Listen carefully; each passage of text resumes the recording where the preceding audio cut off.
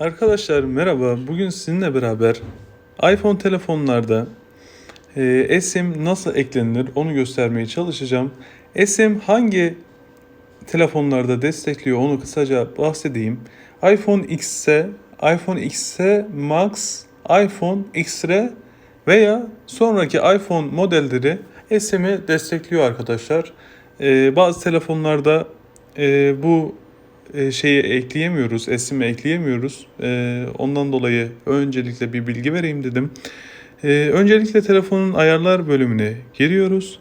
Daha sonra buradan hücresel, daha sonra buradan hücresel plan ekle var.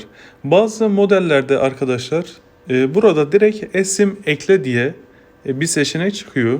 Benim telefonum biraz daha düşük model olduğu için hücresel plan ekle var. Buraya tıkladıktan sonra